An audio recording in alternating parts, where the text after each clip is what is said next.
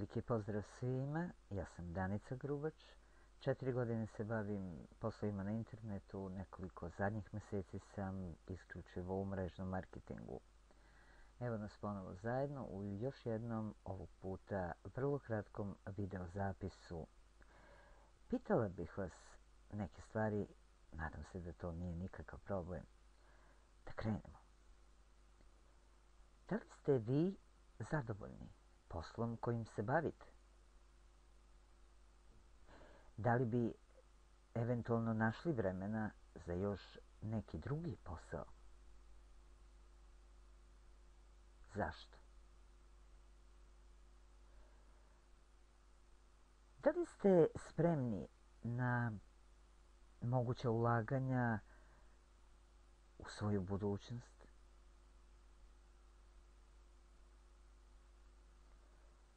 Da li znate da se ne ulaže u posao samo novac, nego i vaše vreme, vaše znanje, vi i mnoge stvari još?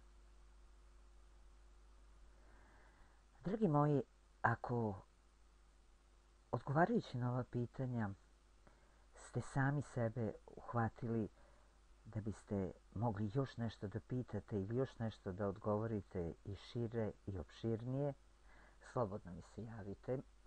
U opisu ovog videa imate mail na koji možete da mi se javite ili potražite me na Facebook profilu. Za sve one koji se potrude da dođu do mene, imam jednu nagradu. Dobit će link kako da preuzmu knjige Razgovori s Bogom, prva, druga i treća knjiga.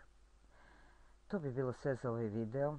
Ako vam se dopalo, slobodno delite, šerujte, pošaljite nekom kome bi on značio, a mi se vidimo u nekom narednom videu, a do tada, naravno, moje misli ostaju sa vama. Svako dobro.